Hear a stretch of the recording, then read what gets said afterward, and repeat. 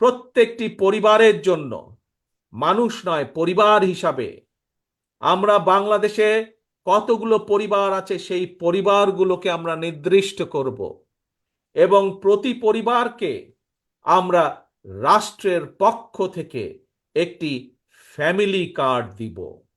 কি card? Family card দিব।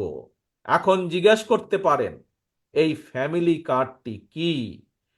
এই ফ্যামিলি কার্ডটি হবে সেই পরিবারের মায়ের নামে বা সেই পরিবারের যে গৃহিণী থাকবেন তার নামে এই ফ্যামিলি কার্ডটি হবে। রাষ্ট্রের পক্ষ থেকে আমরা গ্রাম থেকে শুরু করে থানা জেলা পর্যায় পর্যন্ত আমরা প্রত্যেকটি পরিবারকে চেষ্টা করব একটি পরিবারের মাসিক যে প্রয়োজনীয় খাদ্যদ্রব্য যেগুলো প্রয়োজন তার মধ্যে কিছু সংখ্যক খাদ্যদ্রব্যের একটি নির্দিষ্ট পরিমাণ সহযোগিতা করার জন্য, যাতে করে প্রত্যেকটি পরিবারের উপরে প্রত্যেকটি পরিবার মাস শেষে রাষ্ট্রের এই সহযোগিতা পেলে কিছুটা হলেও তাদের স্বস্তি বোধ হয়, কিছুটা হলেও তারা নিজেদের যে সেভিংস, নিজেদের যে সঞ্চয় সেটির পরিমাণ বৃদ্ধি করতে সক্ষম হয়। এবং তার ফলে এই সহযোগিতাটা যদি আমরা কয়েক বছর ধরে চালু রাখতে পারি তাহলে আমি বিশ্বাস করি বাংলাদেশের গ্রামের পরিবারগুলো, গ্রামের মানুষগুলো সচ্ছলতার একটি পর্যায়ে উঠে আসতে সক্ষম হবেন।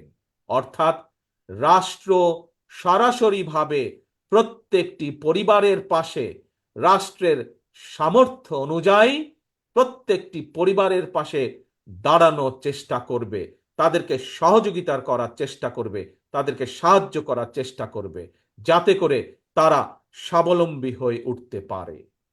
প্রিয় সহকর্মীবৃন্দ, দেশ এবং জাতির ব্যাপারে, দেশ এবং জাতিকে নিয়ে একজন রাজনৈতিক কর্মী হিসাবে আমার আরো কিছু পরিকল্পনা আছে, যেই পরিকল্পনাগুলো পর্যায়ক্রমিকভাবে আমি আপনাদের সামনে ধীরে ধীরে তুলে ধরব। আজ একটি পরিকল্পনার কথা আপনাদের সামনে তুলে ধরলাম, ফ্যামিলি কার্ড।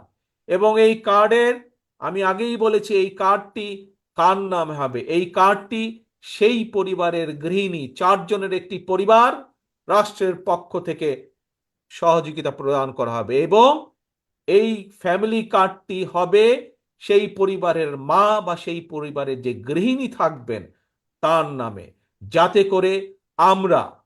যাতে করে আমরা বাংলাদেশের অর্ধেক জনসংখ্যার অর্ধেক হচ্ছে নারী, যাতে করে আমরা নারীদের ক্ষমতায়ন বৃদ্ধি করতে পারি, যাতে করে স্বাবলম্বী করে তুলতে পারি আমরা বাংলাদেশের মা বোনকে, সেটিও হবে তার অন্যতম একটি লক্ষ্য এই ফ্যামিলি কার্ডের।